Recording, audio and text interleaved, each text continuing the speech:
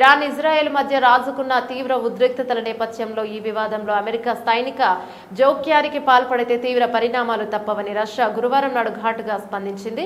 ఇది అత్యంత ప్రమాదకరమైన చర్య అవుతుందని ఊహించిన ప్రతికూల పర్యవసనాలకు దారితీస్తుందని స్పష్టం చేసింది. ఈ మేరకు రష్యా విదేశాంగ శాఖ ప్రతినిధి మరియా ఖజారోవా కీలక వ్యాఖ్యలు చేశారు. అమెరికాకు రష్యా వార్నింగ్. మాస్కోలో విలేకరుల సమావేశంలో మరియా ఖజారోవా మాట్లాడుతూ ఈ క్లిష్ట పరిస్థితుల్లో అమెరికా సైనిక జోక్యానికి దూరంగా ఉండాలని వాషింగ్టన్ను ప్రత్యేకంగా గట్టిగా హెచ్చరిస్తున్నాం. ఇది నిజంగా ఊహించని ప్రతికూల పర్యవసనాలతో కూడిన అత్యంత ప్రమాదకరమైన చర్య అవుతుంది అని తెలిపారు.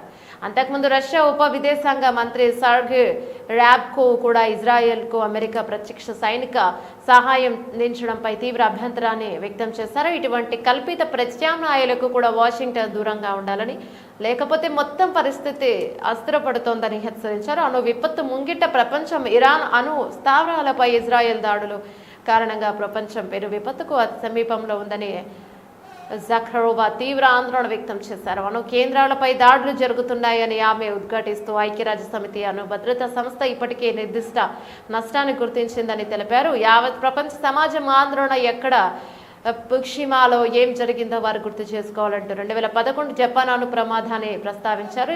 ఇరాన్లోని బుషేరా అణు విద్యుత్ కేంద్రంపై ఇజ్రాయెల్ దాడి జరిగితే చెర్నోబిల్ తరహా విపత్తు సంభవించే ప్రమాదం ఉందని రష్యా అణు ఇంధన సంస్థ అధిపతి కూడా హెచ్చరించారు. కాగా బుషేరా అణు కేంద్రాన్ని రష్యానే నిర్మించింది.